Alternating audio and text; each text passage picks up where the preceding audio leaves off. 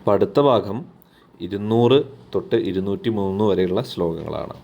അപ്പോൾ ഇത് വിഷമജ്വരത്തിനുള്ള ജ്വര കഷായങ്ങളാണ്. അതായത് സന്തത സതത അന്യേതു തൃതീയകങ്ങളായിട്ടുള്ള ജ്വരത്തിനുള്ള അർദ്ധ ശ്ലോകങ്ങളാണ് ഇവിടെ പറയുന്നത് കേട്ടോ. ശ്ലോകം വായിക്കാം. കലിംഗക പടോലസ്യ പത്രം കടുകുരോഹിണി പടോലസാരിവ മുസ്തം പാടാ കടുകുരോഹിണി നിംബപ്പടോലത്രിഫല മൃദ്വീക മുസ്തവസ്തകൗ കിരാതതിക്തമൃത ചന്ദനം വിശ്വഭേഷജം ഗുഡൂച്യാമലകം മുസ്തമർദ്ധശ്ലോകസമാപന കഷായ ശമയന്ത്യാശു പഞ്ചവിധാഞ്ജ്വരാൻ സന്തതം സതതാന്യേതു തൃതീയകച്ചതുർത്ഥകാൻ. ഇതാണ് ശ്ലോകം. അതിൽ ഏറ്റവും ആദ്യത്തെ യോഗം നമുക്ക് നോക്കാം.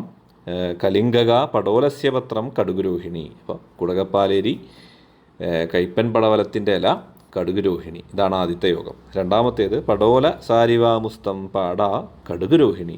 പടവലവള്ളി, അതായത് കൈപ്പൻ പടവലവള്ളി, നന്നാരിക്കിഴങ്ങ്, മുത്തങ്ങ, പാടക്കിഴങ്ങ്, കടുകുരോഹിണി. ഇതാണ് രണ്ടാമത്തെ യോഗം.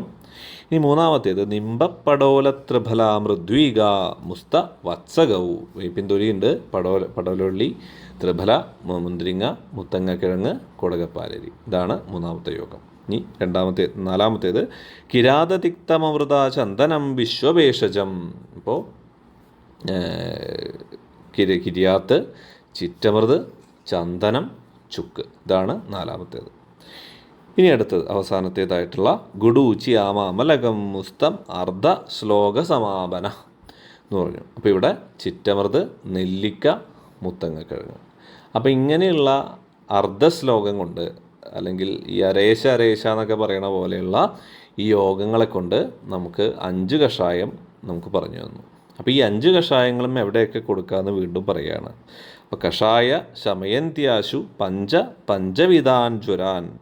അപ്പോൾ പഞ്ചവിധങ്ങളായിട്ടുള്ള, അതായത് 5 തരത്തിലുള്ള വിഷമജ്വരത്തിന് ഇത് കൊടുക്കാമെന്ന് പറയുകയാണ്. അപ്പോൾ ആദ്യത്തെ യോഗം സന്തതജ്വരത്തിനും, രണ്ടാമത്തേത് സതതം, മൂന്നാമത്തേത് അന്യേതു, പിന്നെ തൃതീയകം, പിന്നെ ചതുർത്ഥകം. അപ്പോൾ ഈ ഓർഡറിൽ നമ്മളിപ്പോൾ പറഞ്ഞിട്ടുള്ള 5 യോഗങ്ങളും നമുക്ക് കൊടുക്കാവുന്നതാണ്.